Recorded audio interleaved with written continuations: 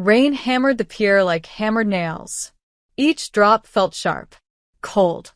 Seraphine tasted copper and salt water. Her breath came in thin scrapes. Something inside her was broken. She could feel it. Her ribs, maybe, or something deeper. The wood beneath her was slick with blood. Her blood. It pooled in the grooves between planks, draining toward the churning black sea below. She pressed her hand against her side. Warm wetness seeped through her fingers. The storm was getting worse. The lantern above her swung violently, casting wild shadows. No one knew she was here. That was the point. This desolate edge of the night dominion, this rotting pier, it was the one place they'd never look. The one place he'd never find her. Thank you for joining me today, my wonderful family. Before we dive into Seraphine and Valor's epic tale of love, sacrifice, and redemption, make sure you hit that subscribe button because tomorrow I'll be bringing you another story that will leave you absolutely breathless. And trust me, you won't want to miss what's coming next. Now, drop a comment and let me know where in the world you're watching from. I love seeing our global story family come together. Are you ready? Let's begin this journey into the Night Dominion. A shadow fell across her vision. Through the sheets of rain, she felt it. Not wind, not a storm, a presence. Ancient, vast, dangerous. Her eyes, heavy with pain and blood loss, lifted slowly. He stood there, a silhouette carved from darkness itself. Tall, impossibly still against the raging sky. Rain streamed down his silver hair, plastered the crimson and black of his royal cloak to his broad frame. The crown on his head gleamed even in the storm, gold and rubies catching what little light remained. His face was carved granite, beautiful and terrible. His eyes, glowing like embers in the dark, locked onto hers. Not with rage, with devastation. He moved. Not a step, a command of space. Suddenly, he was beside her, kneeling on the blood-slick wood. The pier groaned beneath his weight. His gaze swept over her, over the torn fabric of her emissary robes, over the deep gash in her side, over the unnatural angle of her arm. A sound escaped him. Low, guttural. Not quite a growl. Not quite a word. It was the sound of something breaking. His voice, when it came, was rough, deep, filled with an anger so vast it felt like standing at the edge of an abyss. But beneath it, something else. Something that made her heart, against all logic, against the dying, give one desperate, painful beat. Seraphine. Her name. A question. An accusation. A plea. Why didn't you call me? The world tilted. Each gust of wind punched the air from her lungs. The rain was ice against her exposed skin. Her breath rattled in her chest. The pain in her side was a living thing, clawing deeper with every heartbeat. Cold dread seeped into her bones, heavier than the seawater soaking through her clothes. She had crawled here, dragged herself across splintered wood, away from the ambush, away from Dravik's followers, away from the screaming and the blood magic that had torn the night apart. She just wanted to vanish, to disappear. The pier had seemed like the right place to die. Quiet, far from anyone, far from him. But he was here. Valor. The name burned in the back of her mind. A name that brought terror and a strange, traitorous flicker of hope she'd spent years trying to extinguish. He wasn't supposed to know. He wasn't supposed to find her. Not like this. Not ever. His hand, pale and powerful, hovered near her face. He didn't touch her. His eyes, red as fresh blood, red as the rubies in his crown, scanned her injuries. A muscle ticked in his jaw. His expression was stone. Hard. Unyielding. Deadly. Seraphine, he said again. His voice cut through the roar of the storm, through the thunder, through everything. Why didn't you call me? She tried to speak. A cough tore from her chest. She tasted blood again, thick and metallic. She swallowed hard. When her voice came, It was barely a whisper. Broken. Raw. What for? His gaze hardened. The red glow intensified. What for? His words were sharp as a blade. You're bleeding out. You're broken. You think this is where you belong. His hand finally moved. It went to her shoulder, not her wound, but close enough that she could feel the heat radiating from his skin. A shiver ran through her. Not from the cold. She closed her eyes. It was too much. The pain. His presence. The weight of everything she'd run from. It doesn't matter, she whispered. It's over. It's not over, he snapped. His voice carried an edge that made the hair on her arms rise despite the cold. Not until I say it's over. He looked around the desolate pier. At the wreckage. At the rising tide that would swallow this place in hours. At the blood trail she'd left. Who did this? His voice was lethal. A king's command. Seraphine shook her head weakly. She couldn't. She wouldn't. Even now. Even dying. She had lived by her own code. Trusted no one. Especially not men like Valor, men with the power to burn the world. Yet some desperate, buried part of her was screaming. And Valor was here. The one man she should have run from. The one man she had been running from for 3 years. He leaned closer. His scent, rain-soaked leather, ancient parchment, and something metallic like blood magic filled her senses. Look at me, Seraphine. She forced her eyes open. His face was inches from hers. Water dripped from his silver hair onto her cheek. His eyes burned. They searched hers, digging deep, demanding answers she wasn't ready to give. Tell me, he said. Low. Commanding. Absolute. Who did this to you?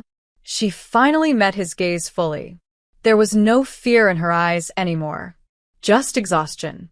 Just the weight of 3 years of silence. It doesn't matter, Valor. It really doesn't. Her voice cracked. Just leave me. A muscle jumped in his jaw. He looked away, out at the storm-tossed sea. His chest rose and fell heavily. The anger in him was a dark storm, mirroring the one that raged around them. He stood suddenly, towering over her. For one terrible moment, she thought he would walk away. Leave her to the storm and the tide. Let her have what she'd chosen. Then he moved. Not away. He bent down. This time his hands were certain. Sure.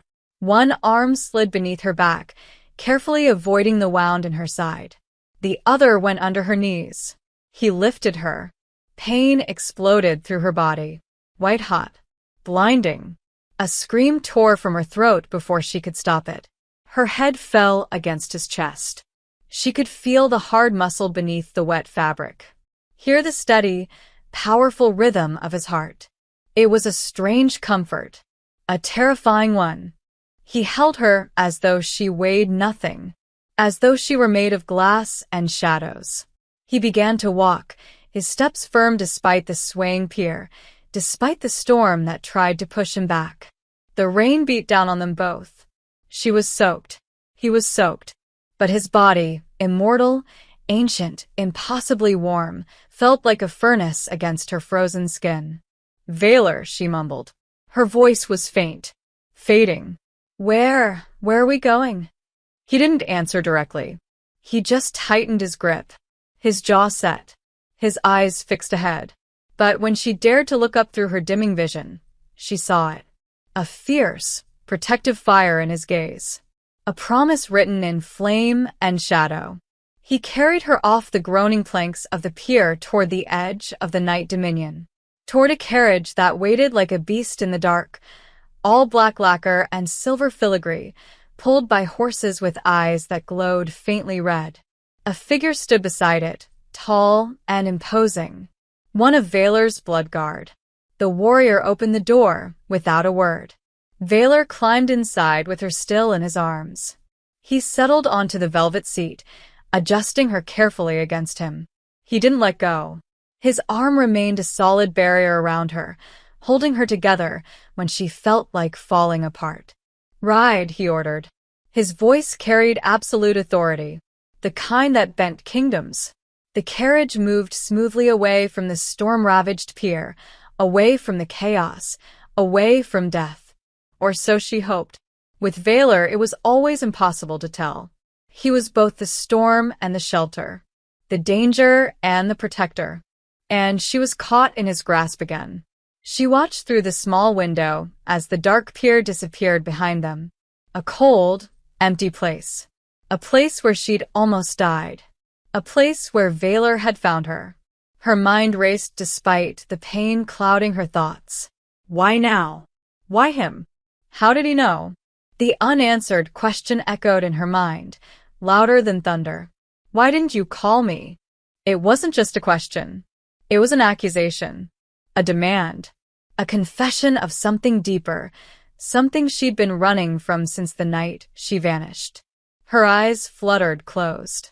The warmth of Valor's body was a stark contrast to the cold she'd felt on that pier. She was safe. For now. But what kind of safety was this? The kind that came with a vampire king. The kind that came with a history she'd tried to bury. The kind that came with consequences. With Valor, there was always a reckoning. She drifted, half-conscious, her body breaking, her mind churning with fragments of memory and fear. She knew who Valor was. Everyone in the Night Dominion knew. He was a king who ruled through absolute power and iron will. A sovereign who commanded loyalty through fear, respect, and something older than either. And now she was in his care. A fragile, broken thing at his mercy. The memory of why she hadn't called him, why she couldn't, was a stone lodged in her heart. A secret she'd carried for 3 years.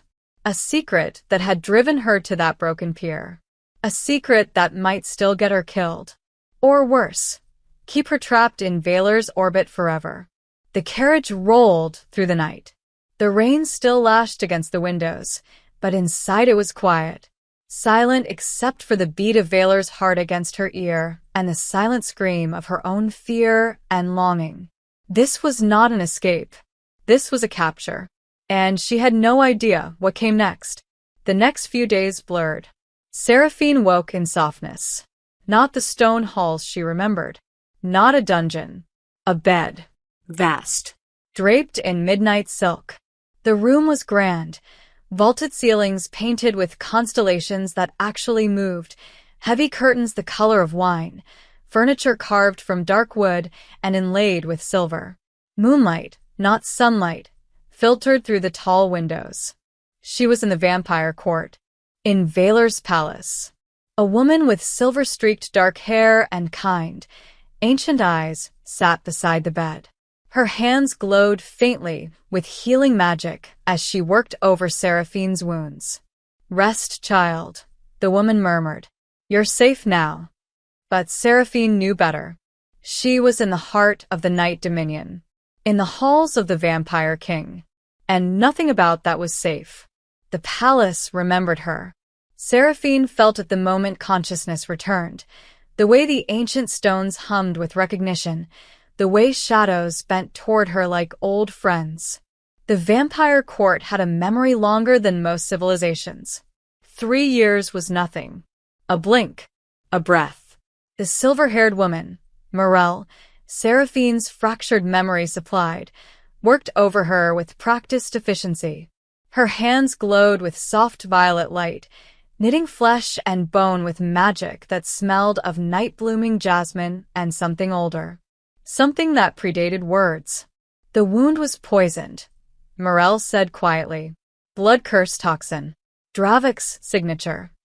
Her ancient eyes met Seraphine's. You shouldn't have survived the pier. You certainly shouldn't have survived the carriage ride. Seraphine's voice came out rough. Raw. Maybe I didn't want to. Morel's hand still. He carried you for 3 miles through the storm before the carriage could reach you. Did you know that? She resumed her work, her tone carefully neutral. The king doesn't do that for traitors. The word landed like a stone. Traitor. Seraphine closed her eyes. That's what she should be. What she'd expected to be called when Valor found her. if he found her. But he'd asked a question instead. One she still didn't know how to answer. The door opened without sound. Seraphine felt him before she saw him.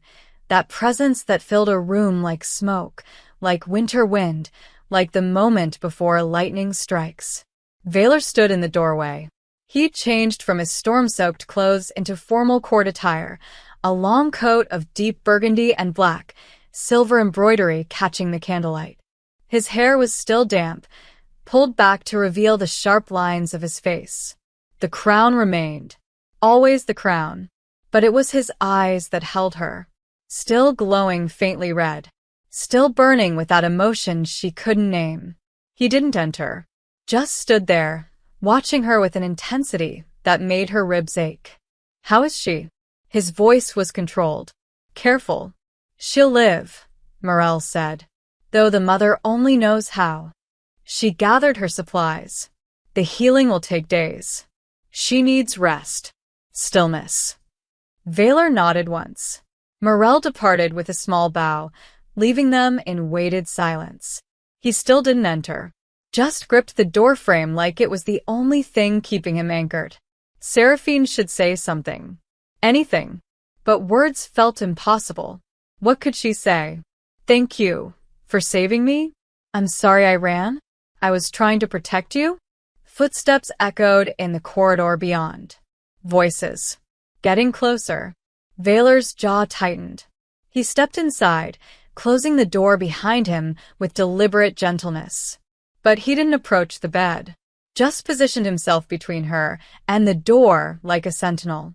They know you're here, he said quietly. The court. Of course they did.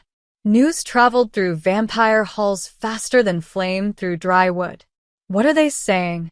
Seraphine asked, though she already knew. Everything. His mouth curved without humor. That you betrayed us. That you sold secrets to rival covens. That you stole artifacts and fled. That you were my lover, who abandoned me. He paused. Some of it is even creative. A memory surfaced, sharp and vivid, standing in these same halls 3 years ago, wearing the formal robes of an emissary, walking beside Valor through corridors lined with courtiers. Their whispers then had been different. The king's chosen. He is the most trusted. They say he tells her everything. They hadn't been entirely wrong. You never corrected them, Seraphine realized. You never declared me a traitor. Valor's gaze remained fixed on the door. No. Why not? Because I don't make declarations about things I don't understand. Finally, he looked at her. You disappeared, Seraphine. You used blood magic to erase yourself from every scrying spell, every summoning ritual, every tracking enchantment I had. You became a ghost. His voice roughened. But you didn't steal anything. You didn't betray anyone. And you sure as hell didn't sell secrets. How do you know? Because I know you. 3 words. Simple. Devastating. Voices rose outside the door. Urgent. Demanding. Your Majesty, we must insist. The door opened without permission. A mistake. A grave one. 3 members of the High Council swept in, Lord Castellan in midnight robes, Lady Morgana with her crown of silver thorns, and High Inquisitor Vex, whose eyes glowed yellow with barely contained aggression. They stopped short when they saw Seraphine conscious. Alert. Alive. Impossible, Vex breathed. The reports said she was dying. Reports are often wrong, Valor said. His voice had gone cold. Absolute. King voice. Lord Castellan stepped forward, his gaze fixed on Seraphine with open suspicion. Your Majesty, we respect your compassion. But this woman vanished for 3 years. She appears at the edge of our domain. Injured, pursued. We have a right to know. You have a right to nothing. Valor's words cut like a blade. She is under my protection. That is all you need to know. Protection? Lady Morgantha's voice dripped with skepticism. She's a security risk. We don't know where she's been. Who she's been with. What she's told them. I've told them nothing, Seraphine said quietly. Her voice was weak, but steady. Because there was nothing to tell. Convenient, Vex sneered. And we're simply to believe. You're to believe what your king tells you to believe. Valor moved, positioning himself more fully between the council and Seraphine's bed. Or you're welcome to challenge me directly. The temperature in the room dropped. No one moved. No one spoke. Challenging a vampire king wasn't political maneuvering, it was a death sentence. Vex's jaw worked. We're simply concerned for the realm, Your Majesty. Your concern is noted. Valor's tone suggested it was also dismissed. Now leave. But the investigation. Leave. The word wasn't shouted. Didn't need to be. It carried the weight of centuries, of absolute power, of a patience worn dangerously thin. The council retreated, but their glances back at Seraphine promised this wasn't over. When the door closed, the silence felt heavier than before. Valor remained standing, rigid. His hands were clenched at his sides. You didn't have to do that, Seraphine said. Yes. I did. They'll resent you for it. They'll question your judgment. Let them. He finally turned to face her fully. I've ruled this court for 3 centuries, Seraphine. I've survived coups, rebellions, and wars that would have shattered lesser kingdoms. I'm not afraid of their whispers. What are you afraid of? The question hung between them. Raw. Honest. Valor crossed the room slowly. He stopped at the edge of her bed, but didn't sit. Just stood there, looking down at her with an expression that made her chest tight. That you'll disappear again, he said quietly. Before I understand why you left the first time. Seraphine's breath caught. There it was. The real question beneath all the others. Valor. Not now. He stepped back, rebuilding that careful distance. You need to heal. We'll talk when you're strong enough to run again. His mouth curved slightly, which, knowing you, will be approximately 2 days from now. Despite everything, Seraphine felt something close to a smile trying to form. He moved toward the door, then paused. No one enters this room without my permission. No interrogations. No questions.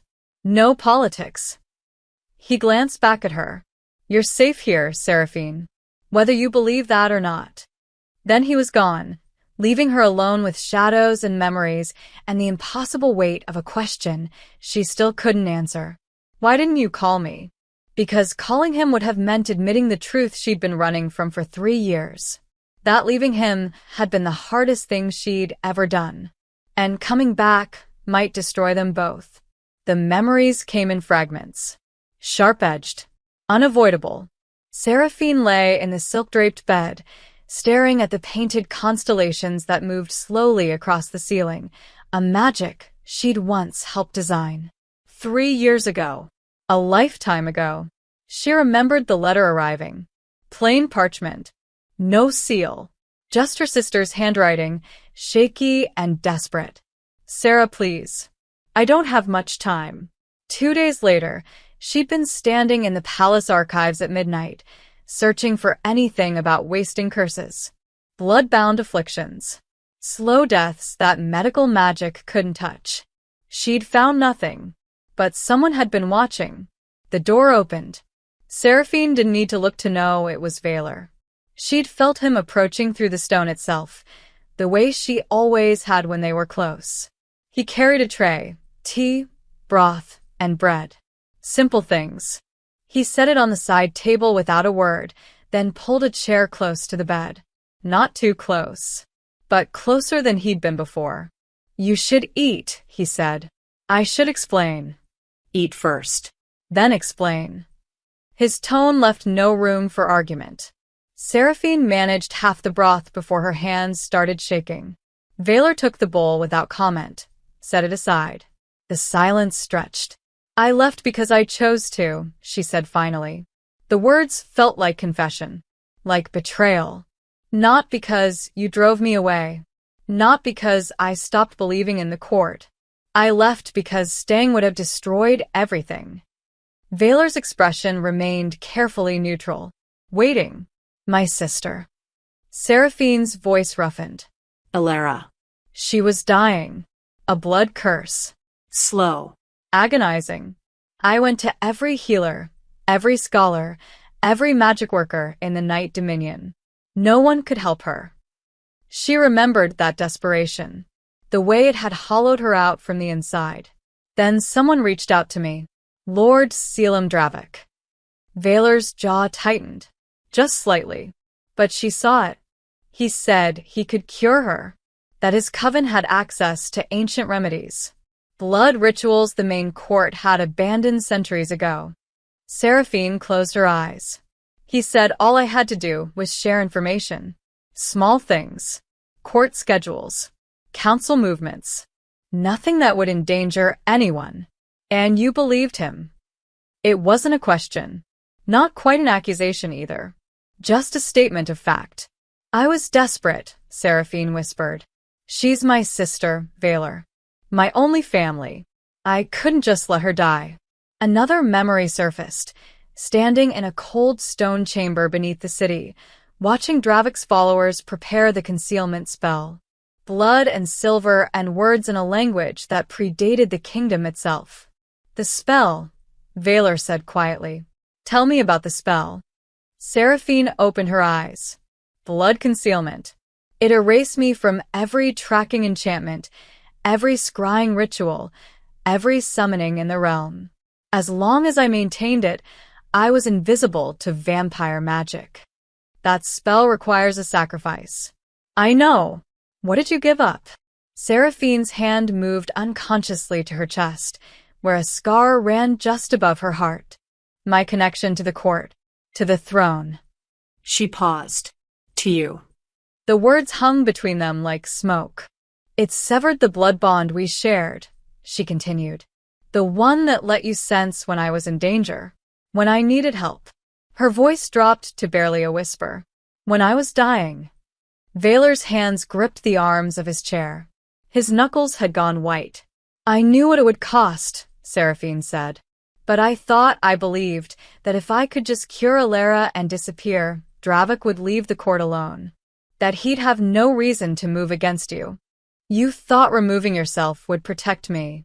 Yes. From what? Seraphine met his gaze. From the war Dravik was planning. He told me if I refused his offer, he'd make sure the realm knew about our connection. About how close we were. He'd call it corruption. Favoritism. He'd claim you were compromised by your feelings for a mortal-born emissary. There it was. The truth she'd been carrying for 3 years. He said the other covens were already questioning your judgment. That they whispered about me behind closed doors. About us. Her voice cracked. He said if I stayed, they'd use me as proof that you were weak.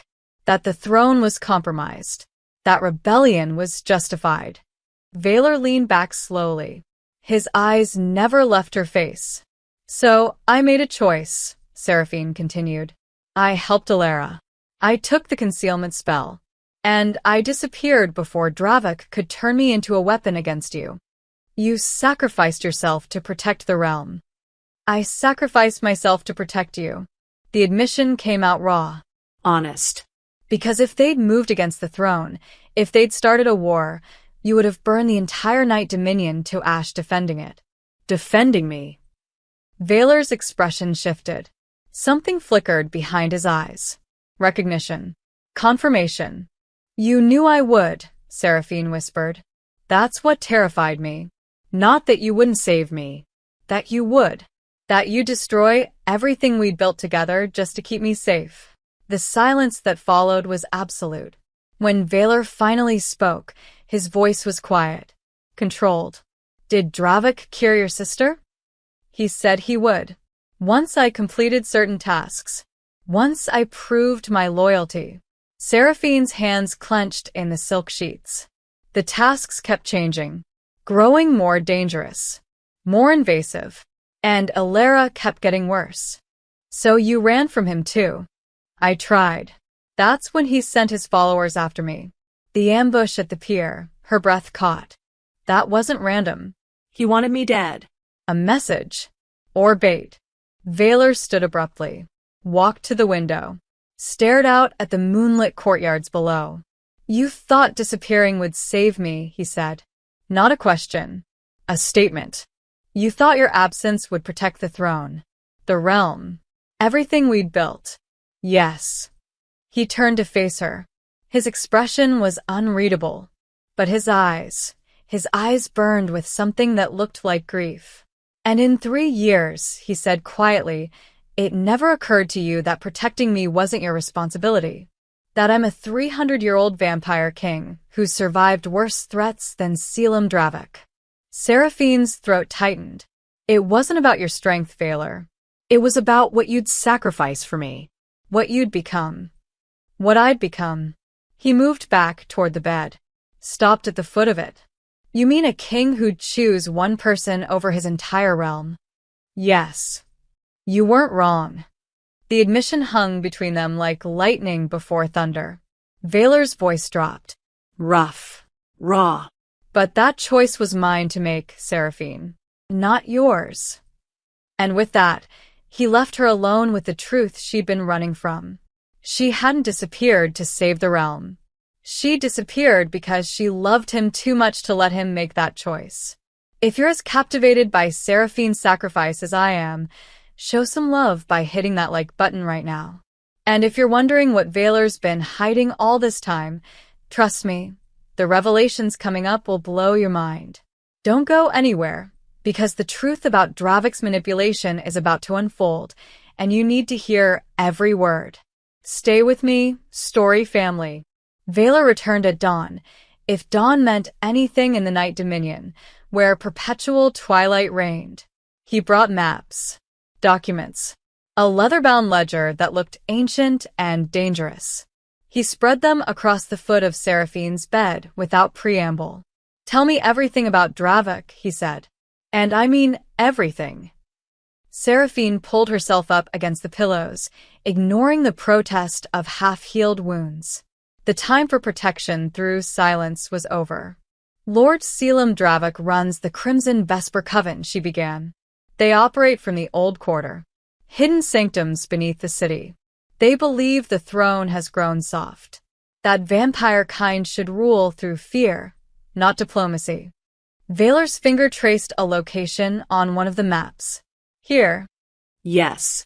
And 2 more locations. She pointed. The main sanctum is here, where he conducts the blood rituals. The memory of that place made her skin crawl. Stone chambers lit by crimson lanterns. Followers in black robes with silver masks. The smell of old blood and older magic. He approached me 3 months after I learned about Alara's curse, Seraphine continued. In the palace archives. Late at night when I thought I was alone. She could still see his face, handsome in a cold, calculated way. Silver eyes. A smile that never reached them.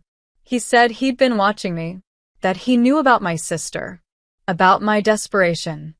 And he offered salvation. He offered hope. Seraphine's voice hardened. Which is more dangerous? Valor listened in silence, his expression carved from stone. The pact was simple, or so he claimed. I would provide information about court activities. Nothing sensitive. Just schedules, guest lists, routine movements. In exchange, he'd use his coven's ancient blood magic to cure Alara. But the tasks changed. They always do, don't they? Seraphine's laugh was bitter. First it was scheduled. Then it was council meeting locations. Then details about your security rotations. Each time, he said it was the last thing he needed. Each time, Alara got a little worse. She remembered standing in Dravik's sanctum, watching him prepare another ritual for her sister. Watching the magic fail. Again. I realized too late he was never going to cure her. He was stringing me along, collecting intelligence, isolating me from everyone who might have helped. Her hands clenched. Every secret I shared made it harder to go back. Every lie I told made me more complicit, more trapped. When did you try to run? 6 months ago. I told him I was done. That I'd go to you, confess everything, face the consequences. Seraphine met Valor's gaze. He laughed. Said if I went to you, he'd make sure Alara's death was slow, painful, Public. and that he'd release documents proving I'd been his spy all along. Documents he fabricated. Yes. But who would believe me? I'd already lied for months. Already betrayed the court's trust. The weight of it still pressed against her chest. So, I took the concealment spell instead. I thought if I disappeared completely, he'd have no leverage. No reason to hurt Alara or move against you. Valor's jaw tightened. You underestimated him. I underestimated how much he wanted war. The memory of the pier came flooding back. Sharp. Visceral. He sent a message 2 weeks ago, Seraphine said. Told me to meet him at the dark pier. Said he'd finally found a cure for Alara. That this was my last chance. Her voice dropped. I knew it was a trap. But I went anyway. Because what if it wasn't? She could still feel the cold rain. The splintered wood beneath her feet. The moment she'd realized she wasn't alone. There were 6 of them, she continued. Dravok's best hunters. They came out of the shadows like wolves. I fought, but she gestured at her healing wounds. Blood-cursed blades. Poison that eats through magic and flesh. They weren't trying to capture me. They were executing you. Yes. The word came out hollow. Dravok watched from the dock. He told me it was nothing personal. That I'd served my purpose. That my death would be the spark that ignited the realm. Valor's hands had gone completely still on the maps. Explain. He wanted you to find my body, Seraphine said quietly. He'd spread rumors about where I'd been. What I'd allegedly done. He'd position it as an attack on the throne's interests. On you, personally.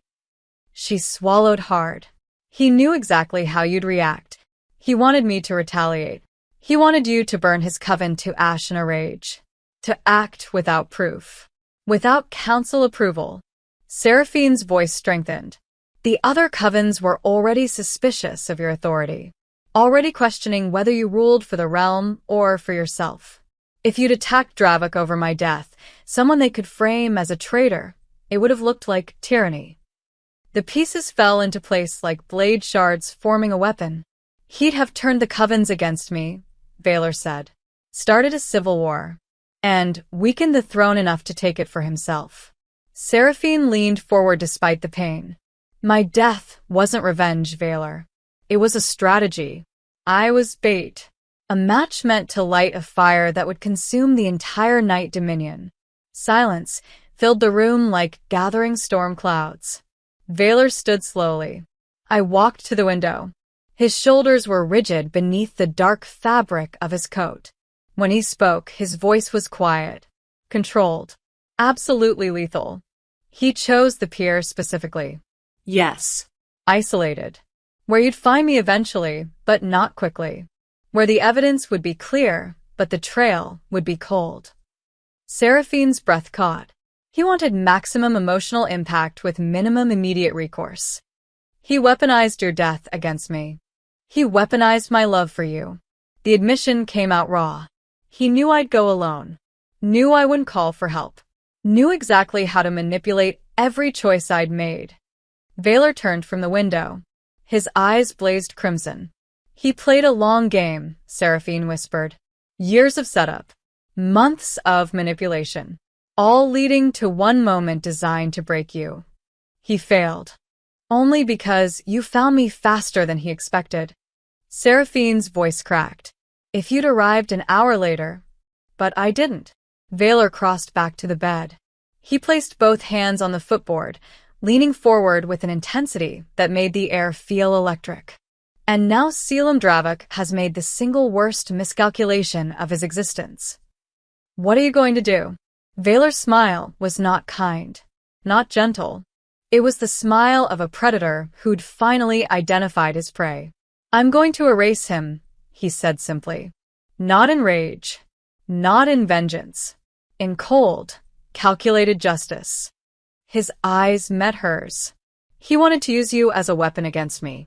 Instead, He's given me every reason to dismantle his coven piece by piece until his name is nothing but a cautionary tale whispered in the dark. Seraphine should have felt relief, vindication, safety. Instead, she felt the weight of what she'd set in motion. "This is my fault," she whispered. No. Valor's voice cut through her guilt like a blade through silk. "This is his, and he's going to answer for every lie, every manipulation, every moment of fear he put you through." He straightened, gathering the maps. "Rest," he commanded. Heal. "And when you're strong enough to stand," his eyes blazed, "you're going to help me hunt him." Seraphine was standing when Valor returned that evening. Barely, but standing. Her hand braced against the windowsill, looking out at the twilight gardens where lanterns floated like captured stars. "You should be resting," he said from the doorway. "I've been resting for days." She didn't turn around. "I'm tired of being helpless." "You were never helpless." He entered slowly, closing the door behind him. Desperate, maybe. Manipulated. But never helpless. Is there a difference? Yes. The word was absolute. Final. The way he said everything that mattered. Seraphine finally turned to face him. He looked different tonight. Less controlled, more worn. His hair was loose around his shoulders. No crown. The coat was gone, leaving him in just a dark shirt that made his silver hair seem to glow. He looked more like the man she remembered. Less like the king. "I need to tell you something," Valor said. He moved to the chair by her bed, but didn't sit. Just gripped the back of it like an anchor. "Something I should have told you the moment I found you on that pier." Seraphine's heart stuttered. "I never believed you abandoned me," he said quietly. "Not for a single moment in 3 years." The admission hung between them like lightning before thunder. "The court thought I was in denial," Valor continued. "They said I was compromised, that I couldn't accept the truth about your betrayal." His mouth curved without humor. "They were half right. I was compromised, but not by denial, by certainty." "Certainty of what?" "That you were in danger, that something had taken you from me, that you'd only disappear if you thought it was the only way to protect something or someone you loved." Seraphine's throat tightened. "How did you?" "Because I know you." He said it like a fact, like breathing. "And I know that you don't run from threats. You run toward them. The only thing that would make you vanish completely is if you believed your presence was the threat itself." She couldn't look away from him, couldn't breathe properly. "So I searched," Valor said. His voice roughened. "I started the night you disappeared. Quietly. Carefully. I couldn't let the court know what I was doing. Couldn't let anyone realize how much I was compromising my own authority to find one woman." "What did you do?" "Everything." The word came out harsh. "I dismantled 3 informant rings that traded in concealment magic. I bribed seers across the realm.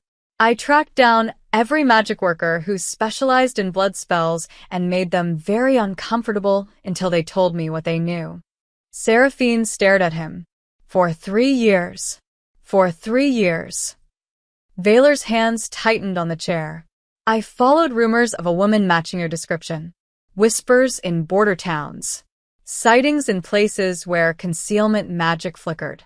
I destroyed 2 minor covens who refused to cooperate with my inquiries." "You never told the council." "The council would have demanded I declare you a traitor and move on. That I prioritize the realm over personal attachment." His eyes met hers. Burning. "I chose differently." The weight of that admission settled over Seraphine like snow. Cold and inevitable. "I tracked every lead," Valor continued. "Most went nowhere. Some led to dead ends. A few," he paused. "A few led to Dravik's sphere of influence. I just didn't realize it until too late." "You knew about him?"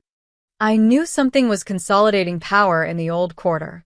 Someone was gathering followers, building a network. I sent investigators.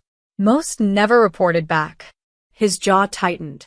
The ones who did told me about a coven that specialized in blood curses and manipulation. That's when I started paying attention. Seraphine's heart was hammered. When? 8 months ago. 8 months. 2 months after she'd tried to run from Dravik. I didn't know you were connected to him yet, Valor admitted. But I knew something was wrong. The way he operated. The secrecy. The way people who crossed him simply vanished. He looked at her. Like you had. So you investigated. I did more than investigate. His voice dropped. Dangerous. I tore apart his operations piece by piece. Systematically. Carefully. I wanted to understand what he was building before I destroyed him. Seraphine felt something shift inside her chest. A realization forming. The Pier, she whispered. You knew about the Pier. I had a contact embedded in Dravik's network. He sent word that something was happening. An execution. A message. Valor's eyes blazed. He didn't know who the target was. Just that Dravik himself would be watching. That it was important. So you went. I went. The words came out raw. I arrived expecting to find evidence. Leverage. Something I could use to finally move against him officially. His voice cracked. I found you instead. Seraphine couldn't breathe. Couldn't think. The pieces were falling into place with devastating clarity. You weren't searching the realm randomly, she said. You were hunting Dravik. Following his operations. And you found me because I was already closing in on him. Valor released the chair and crossed to her. Stopped just close enough that she could feel the heat of him. If you'd waited one more week, one more day, I would have found you anyway. You didn't need to almost die for me to find you, Seraphine. I was already coming. Her legs felt weak. Valor's hand shot out, steadying her. The touch sent electricity through her skin. 3 years, she whispered. You spent 3 years searching. I would have spent 3 centuries. He said it like a vow. I would have torn the realm apart, burned every kingdom, destroy everything. His other hand came up, cupping her face gently. I would have chosen you over the throne, Seraphine. Every time, without hesitation. There it was. The truth she'd been terrified of. The reason she'd run. That's what I was afraid of, she breathed. I know. His thumb brushed her cheekbone. But that choice was mine to make. Not yours to prevent. Tears burned behind her eyes. You would have started a war. Yes. You would have compromised everything. Yes. You would have become the very thing Dravik wanted, a tyrant acting on personal obsession rather than justice. Probably. His smile was sad. Honest. But I would have found you. Seraphine's control shattered. A sob escaped her throat. Valor pulled her against him immediately, carefully avoiding her injuries. She pressed her face against his chest, feeling the steady beat of his heart, and finally let herself feel the weight of 3 years of running. I'm sorry, she whispered. I'm so sorry. Don't. His voice rumbled through his chest. Don't apologize for trying to save me from myself. They stood there in the fading twilight, holding pieces of each other they'd thought were lost forever. Finally, Valor spoke again. His voice was quiet but carried an edge that made her pull back to look at him. There's something else you should know, he said. About Dravik's main sanctum. Seraphine's stomach dropped. What about it? I found it 2 weeks ago. His eyes glowed crimson. I've already been inside. Seraphine's world tilted. You found the sanctum, she repeated. Her voice sounded distant. Hollow. 2 weeks ago. Yes. Valor guided her back to the bed. She sat without protest, her mind racing through impossible calculations. 2 weeks ago. Before the pier. Before the ambush. Before everything fell apart. Why? The question came out broken. Why would you? I told you. I was hunting Dravik. Valor knelt before her, bringing himself to eye level. I tracked his operations for months. Found his hidden sanctums, his supply routes, his leverage.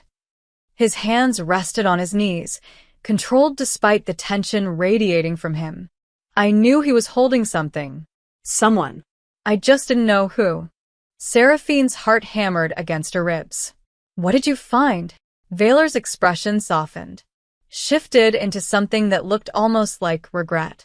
Your sister, he said quietly. I found Alara. The world stopped. No sound, no breath, no thought. Just those 3 words echoing in the space where her reality used to be. Seraphine couldn't form words. That's impossible. She was dying. The curse. The curse was real, Valor confirmed. Bloodbound. Wasting. Exactly as you described. He paused. But Dravik wasn't trying to cure it.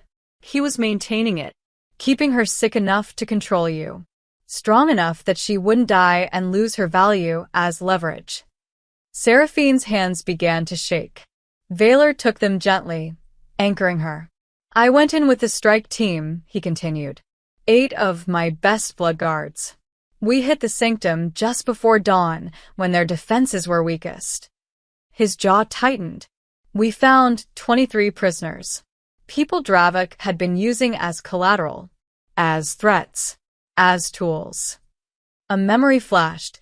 Valor 3 years ago, furious after discovering a minor coven trafficking in hostages. He dismantled them in a single night. No mercy. No hesitation. Alara was in the deepest chamber, Valor said, bound by spelled chains. Weak but conscious. When my guard broke through, she asked for you. His voice roughened. She said your name. Asked if you'd send us. If you were safe. Seraphine couldn't breathe. Couldn't process what she was hearing. I didn't know who she was at first, Valor admitted. Just another victim. Another person Dravik had destroyed for his ambitions. He squeezed her hands. Then she told me her name. Told me she had a sister who'd made a terrible bargain to save her. A sister who'd vanished 3 years ago. The pieces fell into place with devastating clarity. You knew, Seraphine whispered. When you found me on the pier, you already knew about Alara. About the pact. About why I disappeared. I knew some of it, Valor corrected. I knew Dravik had been using her as leverage against someone. I knew she had a sister named Seraphine who'd tried to save her. His eyes held hers. I didn't know that sister was you. Not until I saw you bleeding on those planks. Seraphine pulled her hands free. Stood on shaking legs. I walked to the window because she needed distance. Needed air. I needed something to make sense. Where is she? Her voice cracked. Where's Alara? Safe. In the eastern quarter. Under guard. Valor rose, but didn't approach. My healers broke the curse 2 days after we extracted her. She's still weak. Recovering. But alive, Seraphine. Fully alive. 3 years. 3 years of running, hiding, sacrificing everything. 3 years of believing she was the only thing standing between her sister and death. And Alara had been saved 2 weeks ago. By the man Seraphine had been trying to protect. A sound escaped her throat. Not quite a laugh. Not quite a sob. Something broken and raw between the two. I left you, she said to the window. To the twilight. To no one. I destroyed our bond. I exiled myself. I let Dravik manipulate me for months. I nearly died on that pier. Her voice rose. All of it. Every choice. Every sacrifice. Every moment of the last 3 years. Was unnecessary. Valor finished quietly. Yes. The word hit like a blade. Seraphine turned to face him. Tears streamed down her face unchecked. She was already saved. Before the ambush. Before the pier. You'd already. A sob cut off her words. Valor crossed the room. Pulled her into his arms. She collapsed against him. And this time, she didn't try to hold back. 3 years of grief and guilt and terror poured out in broken sobs against his chest. He held her. Didn't speak. Didn't try to comfort myself with false words. Just held her while she shattered. Finally, when the sobs quieted to ragged breathing, Valor spoke. "If you'd called me," he said softly, "even once in 3 years. If you told me about Alara, about the curse, about any of it, you would have saved her immediately," Seraphine finished. Her voice was raw. "You would have moved heaven and earth, destroyed Dravik, rescued her." She pulled back to look at him. "And I would never have had to leave." "No," Valor agreed. "You wouldn't have. The weight of it was crushing, unbearable." "I sacrificed everything for nothing," Seraphine whispered. No. Valor's hands cupped her face, forcing her to meet his eyes. "You sacrificed everything because you loved her, because you'd do anything to save her. That wasn't nothing. That was everything." His thumbs brushed away her tears. "The fact that I got there first doesn't diminish what you were willing to give up. But it was pointless. All of it. It was love," Valor said fiercely. "Misguided, maybe. Unnecessary, in the end. But love is never pointless, Seraphine. Even when it's expressed through absence. Even when it costs everything." She closed her eyes, felt the truth of his words settle over her like ash. "I need to see her," she said finally. Alara. "I need." "Tomorrow," Valor promised. "When you're stronger. When you can walk without pain." He pressed his forehead to hers. "She's been asking for you too. Every day. She never stopped believing you'd come back." Seraphine's breath hitched. "She should hate me. I left her with Dravik." She understands sacrifice," Valor interrupted gently. "She knows what you gave up, what you tried to do." He pulled back slightly. "And she knows you would have burned the world to save her, just like I would have for you." The parallel wasn't lost on Seraphine. 2 people willing to destroy everything for love. 2 people who nearly did. "We're quite a pair," she whispered. "We are." Valor's smile was sad. Honest. Reckless, destructive, willing to sacrifice kingdoms for the people we love. He traced her jawline. "The realm should probably be terrified of us." Despite everything, Seraphine felt something close to a laugh try to form. Then the reality of their situation settled back in. "The throne," she said quietly. "The court. Your authority." She met his eyes. "I've compromised all of it. My return. The questions. The secrets." She took a shaking breath. "Maybe it would be better if I don't." The word was sharp. Final. "Don't even think about disappearing again. But the court will adjust." Valor's voice carried absolute authority. "Or they'll find new employment." Seraphine shook her head. "It's not that simple." "It's exactly that simple." He stepped back, but only to look at her fully. "You think the throne is more important than you. It's not. You think the realm needs me to be distant and untouchable. It doesn't." His eyes blazed. "What it needs is a ruler who understands sacrifice, who values loyalty, who would move heaven and earth to protect what matters." "And what matters?" "You." The word was absolute. "You matter." Seraphine's throat tightened. "Valor." "The throne was forged for 2, he said suddenly. "Did you know that? Ancient records. Bloodline magic. The crown was always meant to be shared by equal sovereigns." She stared at him. "What are you saying?" "I'm saying the throne has room." His voice softened. "If you want it. If you choose it." He extended his hand. "The question is, do you?" Seraphine stood before the High Council 3 days later, her hand resting lightly on Valor's arm. Not for support, she'd healed enough to stand on her own, but for solidarity. Forced statement. The council chamber was packed. Every major coven had sent representatives. News of her return had spread like wildfire, and the realm wanted answers. Lord Castellan rose from his seat, his expression carefully neutral. "Your Majesty, we understand you intend to move against Lord Dravik's coven. The council requests clarification on the charges." The charges, Vaylor said, his voice carrying absolute authority, are manipulation, conspiracy, unlawful imprisonment, attempted murder, and treason against the throne. A murmur rippled through the chamber.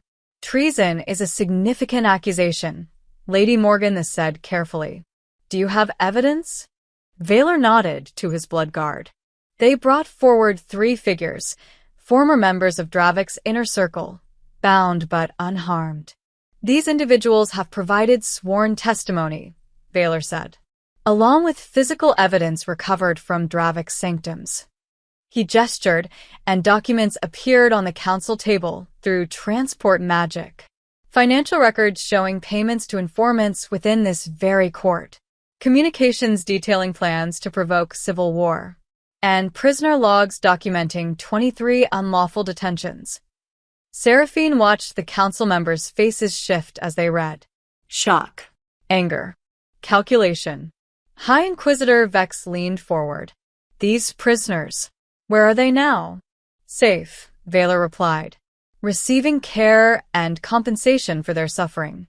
He paused. One of them is Seraphine's sister, Alara. Dravic used her as leverage to control and manipulate an emissary of this court for his own purposes. The admission hung in the air. No more secrets. No more shadows. So you admit she was compromised, Vex said, looking at Seraphine. I admit she was victimized, Vaylor corrected sharply. There's a difference. One that Lord Dravic is about to understand intimately. Lord Castellan cleared his throat. Your Majesty, we appreciate the evidence. But moving against an established coven requires council approval. We must avoid the appearance of personal vendetta? Vaylor's smile was cold. I'm not asking for approval, Lord Castellan. I'm informing you of action already in motion. He looked around the chamber. Dravic attempted to manipulate this throne into starting a civil war. He used innocents as weapons. He corrupted the very principles we claim to uphold. His voice dropped dangerously. This isn't personal. This is justice. And it's non-negotiable. The temperature in the room seemed to drop. When? Lady Morgan, they asked quietly. Tonight. The assault on Dravic's stronghold was surgical. Vaylor led the strike force personally. 30 blood guard, 2 combat mages, and Seraphine, who'd insisted on being there despite his protests. You don't have to see this, he told her before they left. Yes, she replied. I do. The stronghold was a converted cathedral in the old quarter, all broken stained glass and Gothic architecture twisted into something darker. Crimson lanterns lit the entrance. Dravic's followers lined the steps, 24 at least, armed and ready. They'd been expecting this. Vaylor walked up the steps alone, Seraphine at his side, the blood guard fanning out behind them. Lord Dravic, Vaylor called. His voice echoed off stone. You have one opportunity to surrender peacefully. The massive doors opened. Dravic stood in the entrance, flanked by his inner circle. He was exactly as Seraphine remembered, silver eyes, cold smile, dressed in ceremonial black and crimson. Your Majesty, Dravic said mockingly. How dramatic. And you brought the little emissary. How touching. His gaze slid to Seraphine. I'm disappointed you survived, my dear.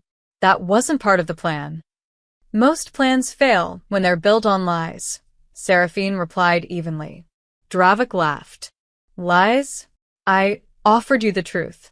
Power shared. A chance to reshape the realm. He looked at Vaylor. I offered to free vampire kind from the weakness of your rule. From the compromise of caring about one mortal-born woman more than the throne itself. You offered war, Vaylor said flatly, disguised as revolution. Revolution requires sacrifice. Dravic spread his hands. I was willing to make it. She was willing to make it. He gestured at Seraphine. Only you, your Majesty, lack the spine to do what's necessary. What's necessary, Vaylor said, his voice dropping to something lethal, is removing threats to the realm. Permanently. He moved. Not with rage. Not with fury. with precision. The fight was brutal and brief. Dravik's followers were skilled, but they weren't prepared for the controlled violence of the Blood Guard. Within minutes, half were disarmed, the rest subdued. Dravik himself faced Valor in the cathedral center, beneath a broken chandelier. "You can't win this," Dravik snarled, blood magic crackling around his hands. "Kill me, and I become a martyr. Imprison me, and my followers will rally. Either way, you prove my point, that you're a tyrant who eliminates opposition." "No," Valor said calmly. "I'm a king who eliminates threats." He disarmed Dravik with one swift strike, sending him to his knees. "There's a difference." Valor stood over him, not as an executioner, but as a judge. "You manipulated innocence," Valor said. "You weaponized suffering. You tried to provoke a war that would have killed thousands." He paused. "And you made the mistake of thinking I'd react with rage instead of justice." "Justice." Dravik spat blood. "This is revenge." "No," Seraphine said, stepping forward. "Revenge would be making you suffer the way you made others suffer. Justice is simply removing you from the equation." Valor's blade was swift, final, merciful in its efficiency. Dravik fell, and with him, the specter of war that had haunted the realm for months. The aftermath was methodical. Dravik's coven was dismantled completely. His followers were given a choice: renounce their loyalty and face judgment for their individual crimes, or share their leader's fate. Most chose the former. The other covens watched carefully. Valor had moved with overwhelming force, but also with clear justification. No rage, no excess, just decisive action supported by evidence and council testimony. The war Dravik had tried to ignite never materialized. Instead, the realm stabilized. Within a week, the whispers changed from accusations against Valor to grudging respect. He'd eliminated a threat without becoming one himself. Valor returned to the palace 3 nights after the assault. Seraphine found him in his private chambers, standing at the window, still wearing his blood-spattered coat. "It's done," he said without turning around. "I know." She moved beside him. "The council is calling it decisive leadership. The council is relieved they don't have to choose sides in a civil war." He finally looked at her. "How do you feel?" Seraphine considered. "Strange. Like something heavy has been lifted, but the weight is still there somehow." "That's justice," Valor said quietly. "It resolves the problem, but doesn't erase the damage." "Do you regret it?" No. His answer was immediate. "But I'm tired, Seraphine. Tired of threats. Tired of manipulation. Tired of," he stopped. "Tired of ruling alone," she finished. He met her eyes. Nodded. Seraphine took his hand. "Then stop." The invitation hung between them, weighted with everything they'd survived. The war that never began had ended. But something else, something harder and more beautiful, was about to start. The war that never began, justice served cold and calculated. If you're loving how Valor handled Dravik, smash that like button and let me know in the comments what you think should happen next. Should Seraphine fully accept the throne? Should she forgive herself for the 3 years of silence? Your thoughts matter to this story, family. And remember, we're building something absolutely beautiful here, so don't you dare leave before we reach that pier under clear skies. The royal archives smelled of ancient parchment and preserved magic. Seraphine followed Valor through rows of shelves that stretched into shadow, their footsteps echoing off stone floors that had witnessed centuries. "What are we looking for?" she asked. "Truth," Valor replied. He stopped before a glass case containing a single leather-bound tome, its cover marked with symbols that seemed to shift in the candlelight. The founding documents. Records from when the throne was first established. He opened the case with a key that hung around his neck. Always there, she realized. Hidden beneath his shirt for 300 years. The tome was heavy, old enough that the pages crackled when he turned them. He found what he was searching for and turned the book toward her. Seraphine leaned closer, reading the archaic script. The crown of Night Dominion shall be borne by two of equal sovereignty, one of ancient blood, one of awakened magic. Neither shall rule alone, for the throne was forged in balance, and shall only hold power when balance is maintained. Her breath caught. Keep reading, Valor said quietly. The second sovereign shall be chosen not by birth, but by resonance, by blood that answers to the crown's call, by magic that aligns with the realm's foundation, by choice that binds them to the throne not as subject, but as equal. Seraphine looked up at him. This has been here for 3 centuries? Longer. Valor's expression was unreadable. This is why the crown has felt incomplete since I took it. Why the old magic never quite settled. Why has the realm always felt unstable beneath my rule? He paused. I thought it was because I took the throne through conquest rather than inheritance. That ancient magic rejected me. But it wasn't that. No. His eyes held hers. It was because I was alone. Because the throne was never meant for one. Seraphine's mind raced through implications. The council doesn't know this. The council has forgotten, or chosen to forget. Valor closed the tome gently. 300 years is long enough for truth to become legend, for requirements to become suggestions. But you knew. I suspected. He replaced the book in its case. I've felt the throne's resistance for centuries. I felt something was missing. I thought he stopped. Started again. When you came to the court as an emissary, the first time you stood in the throne room, the crown reacted. It glowed.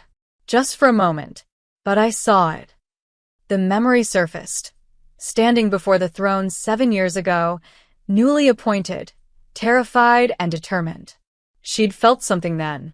A pull. A resonance she'd dismissed as nerves. My magic, she said slowly. It's not powerful. Not like the court mages. It doesn't need to be powerful, Valor replied. It needs to be compatible. Aligned with the realm's foundation.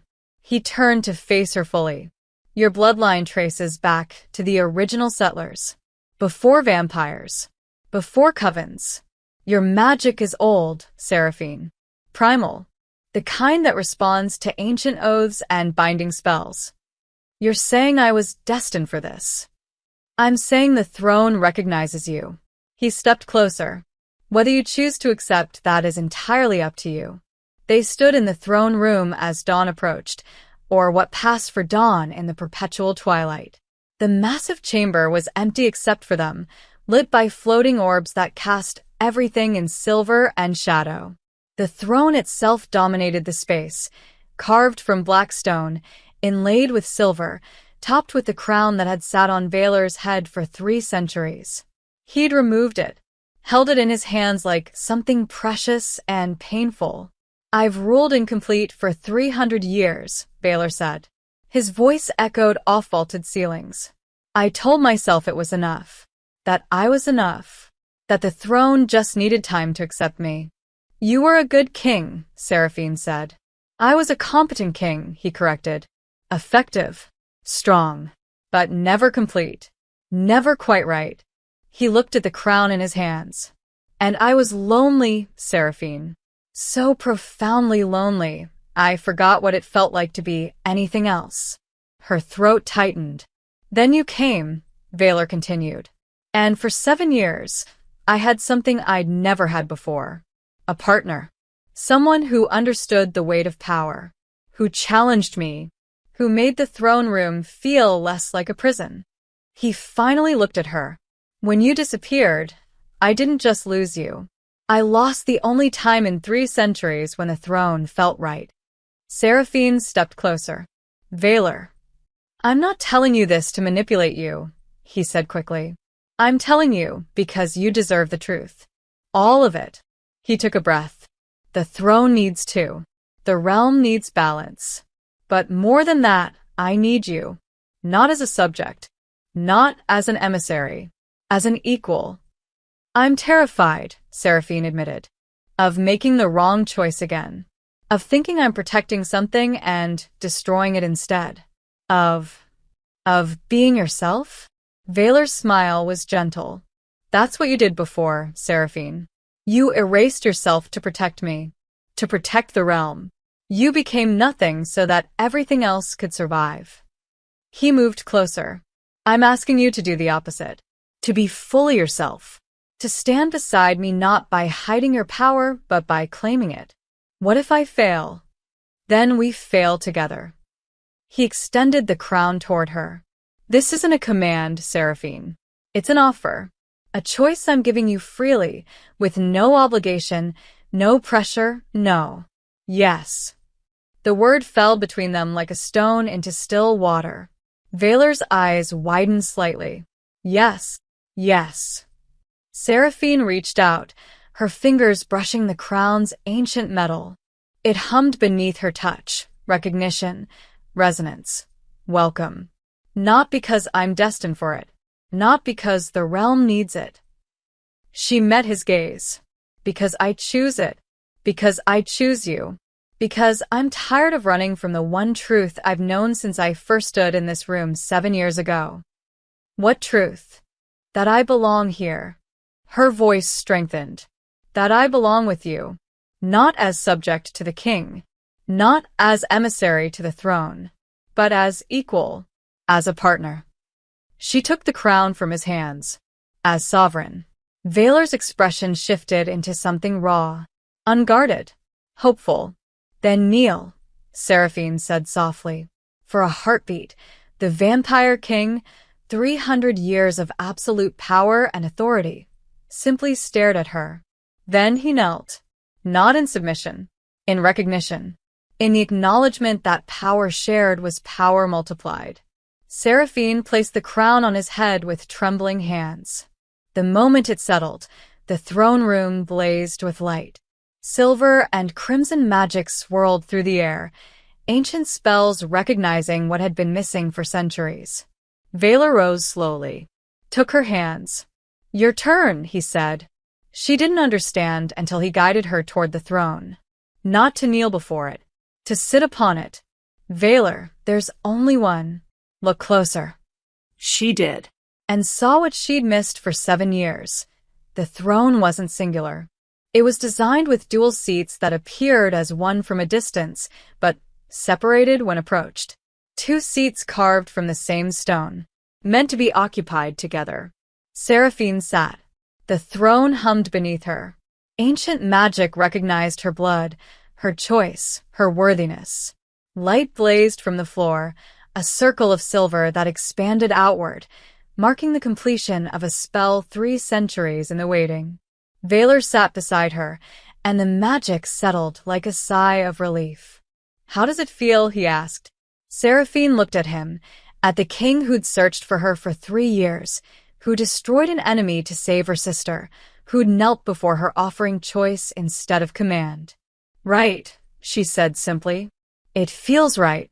The throne room doors opened.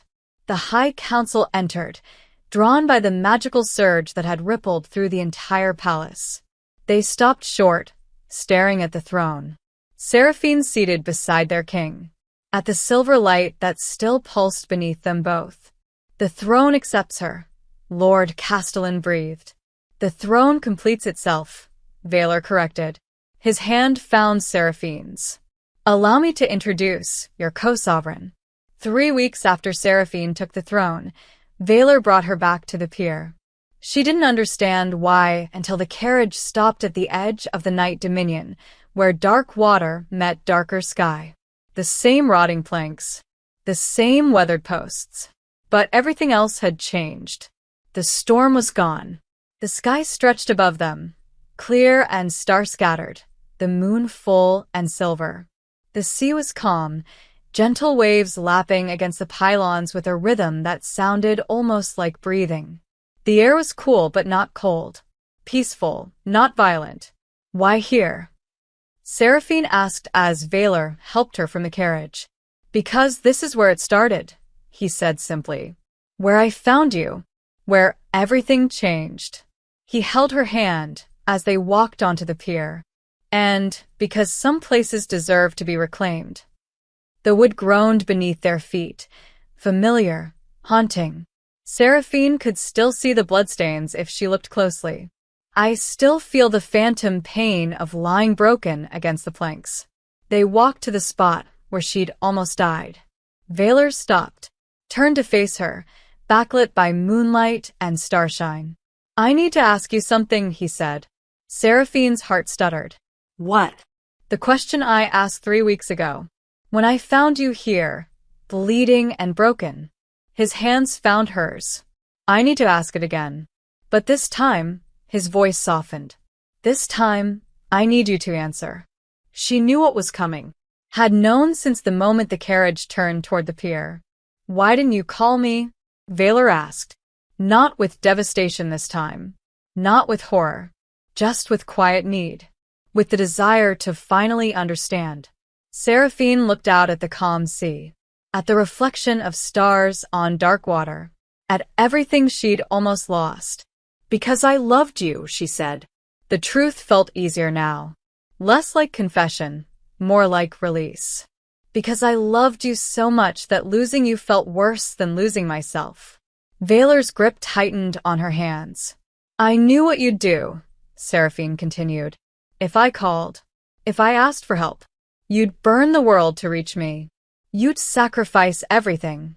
The throne, the realm, the peace you'd built over centuries. She finally looked at him. And I couldn't let you make that choice. Couldn't let you become the monster Dravik wanted you to be. So I chose you. You chose silence. I chose your future over our present. Tears blurred her vision. I thought, I believed, that disappearing was an act of love. That protecting you from yourself was the ultimate sacrifice. That if I could just keep you from having to choose between me and everything else, then maybe I'd finally do something worthy of how much you. Her voice broke. How much I loved you, Valor finished. He pulled her closer. You thought my love was a weakness that needed protecting. Yes. And you thought yours was a burden I shouldn't have to carry. Yes. Valor was quiet for a long moment. Then he released one of her hands, reached into his coat, and withdrew something that gleamed in the moonlight. A crown. Not the ancient crown of the throne that remained in the palace, ceremonial and heavy with history. This was different. Smaller. Elegant. Forged from silver and moonstone, set with rubies the color of his eyes. I had this made, Valor said, the week after you took the throne. It's not a duplicate. Not a symbol of shared duty. He turned the crown slowly, letting light catch the intricate metalwork. It's a statement that you're not my subject elevated, not my chosen one permitted to sit beside me. You're my equal, my partner, my love, Seraphine whispered. Yes. He met her eyes. My love, the word I was too afraid to say for 7 years. The word I regretted not saying every moment of the 3 years you were gone. He knelt on the pier, the same pier where he'd found her dying. But this time there was no blood. No storm. No desperation. Just moonlight and choice and truth finally spoken. Seraphine Crow, Valor said, his voice carrying across the calm water. You've already accepted the throne. Already claimed your sovereignty. Already proven yourself as ruler and equal. He lifted the crown toward her. But I need you to know, this isn't about the realm. This isn't about ancient magic or destiny or duty. This is me, just me, asking you to share not just power but life. Not just rule but existence. Seraphine's breath caught. I'm asking you to be my partner in every way that matters, Valor continued. To stand beside me not because the throne demands it, but because you choose to. Because we choose each other. Every day. Every moment. For as long as we both survive this brutal, beautiful existence. Is this? Seraphine's voice shook. Are you asking me to marry me? Yes. His smile was soft. Vulnerable. I know we've already committed to ruling together. But I want more than political partnership, Seraphine. I want you. All of you. The woman who sacrificed everything for love. The sovereign who claimed her power. The partner who makes me better. The one person in 3 centuries who's made me feel complete. Seraphine knelt before him, not in submission, but in equality. 2 rulers meeting at eye level. 2 people choosing each other without crowns or thrones between them. Yes, she said. The word was steady now. Sure. Yes to marriage. Yes to partnership. Yes to choosing each other every day, even when it's hard. Especially when it's hard. Vaylor's smile broke like dawn.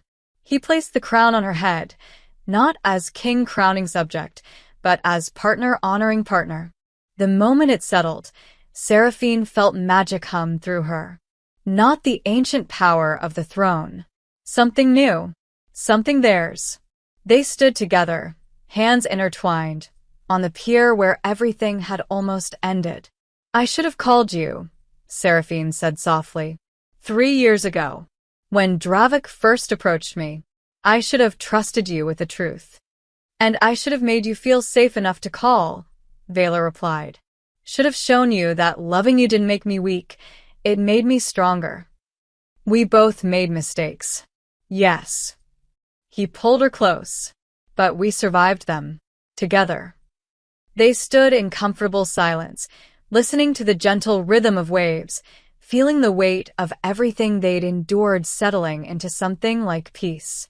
What now? Seraphine asked. Now we rebuild, Vaylor said. The realm, the court, ourselves. He smiled. Together. As equals. As partners. As rulers. As lovers. He leaned down, his forehead touching hers. As 2 people who almost lost everything and chose instead to fight for each other. When he kissed her, it tasted like moonlight and promises. Like survival transformed into beginning. Like silence finally breaking into truth. The pier groaned beneath them. No longer a place of death, but of transformation. Of ending and beginning existing in the same breath. When they finally pulled apart, Seraphine looked at the dark water, the star-filled sky, the calm night that had replaced the storm. This place almost killed me, she said. This place brought you back to me, Vaylor replied.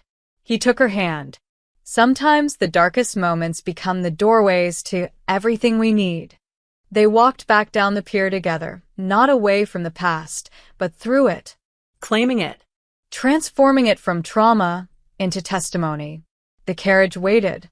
But before they climbed inside, Seraphine turned back one last time. The pier stretched into darkness. Empty now. Peaceful. A place that would always carry the memory of blood and rain and desperate choices. But also the memory of rescue. Of reunion. Of love finally strong enough to speak its name. Thank you, she whispered to the night. To the storm that had passed. To the violence that had become peace. For what? Vaylor asked. For not letting me die alone. She looked at him. At the man who'd searched for 3 years, who destroyed an enemy, who'd knelt before her offering choice instead of command. For finding me. For choosing me. For being exactly who I needed even when I was too afraid to call. Vaylor's eyes gleamed crimson in the moonlight. I will always find you, Seraphine. In this life. In any life. Across any distance. Through any silence. He lifted her hand to his lips. You never have to face the darkness alone again. Neither do you, she replied. They climbed into the carriage together, leaving the pier behind. Transformed. Renewed. No longer the place where Seraphine Crow had almost died, but the place where 2 sovereigns had chosen each other. Where silence had finally become truth. Where love had learned to speak. The carriage rolled through the night, carrying them back to the palace. Back to the throne that waited for both of them. Back to the realm they would rebuild together. And behind them, the pier stood empty under clear skies, a monument not to death, but to survival. Not to the end, but to the beginning. The storm had passed, and in its wake, something beautiful remained. And there it is, story family, from blood-soaked planks to moonlit promises, from silence to truth, from broken to whole. Seraphine and Valor's journey proves that sometimes the darkest moments become doorways to everything we need. If this story touched your heart, hit that like button and subscribe, because tomorrow I'm bringing you another tale that will have you feeling all the emotions. Share this with someone who loves epic romance. Drop a comment telling me your favorite moment from today's story, and let me know where you're watching from. I see every single comment, and I love connecting with you all. Thank you for being part of this story family. You make every tale worth telling. Until tomorrow, keep believing in love that fights back, in choices that matter, and in the power of finally speaking your truth. See you in the next story.